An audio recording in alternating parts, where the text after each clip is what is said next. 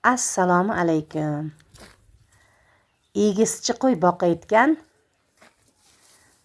qo'y ishqibozlari. Qo'zilaringiz onasini necha oy emdi? Iloji boricha 3 oy emizdiring, yo bo'lmasa 2,5 oy. O'shanda mana bu qo'zichoqlar kelasi yilga bular ham bolalaydi sovliqlari. O'shalar baquvvat katta sovliq qo'ylar bo'ladi. Sababi sut. Va sizni yaxshi qaraganingiz, e'tiborli bo'lganingiz tufayli yaxshi nasl olasiz. Video oldingizdan chiqib qoldimi? Bu bekorga emas. Siz videoga like bosib qo'ying va obuna ham bo'lib qo'ying.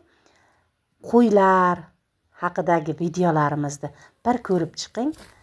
Qo'y boqishga qiziqib qolasiz.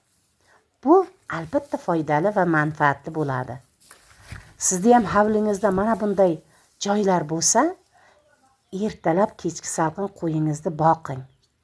Bir joyda turgandan ko'ra, qo'ylar ham, qo'zilar ham yurgani ma'qulroq. Immuniteti mustahkam bo'ladi va yaxshi o'sib, yaxshi semiradi. Mana bunday qo'zilar. Siz ham qo'zi oldingizmi 10-15 ta? Agar olmagan bo'lsangiz, olib qo'ying.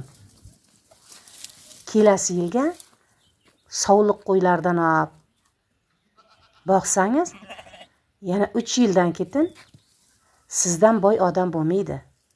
Faqat qo'y boqmagan bo'lsangiz, bitta ustozni mahkam ishlab, qo'y haqidagi ma'lumotlarni ko'rib borsangiz, ana siz ham qo'y haqida tajribalar orttirasiz va yaxshi qo'ylar yetishtirasiz. Obuna bo'lib qo'ydingiz-a? Siz avval qo'y boqqanmisiz? Qo'y haqida qanaqa tajribalaringiz bor? Kommentariyaga fikringizni yozib keting. Qo'yni boqishni bilmaganlarga bu ham bir oddiygina maslahatda. Siz ham hissangizni qo'shib qo'ying. Qanchalik ko'p qo'y boqilsa, ana xalqimizni dasturxoniga arzon sifatli go'sht yetkazdirib beriladi. Bu yaxshi-ku. Kimgadir maslahat bersangiz, ular shundan foydalansa, bu ham sizga yaxshi. O'rganamiz, o'rgatamiz. Videolarimizni TikTok, Facebook, to'liq holatda esa YouTube kanalida kuzatib boring. Qo'ylaringizni hech ham bir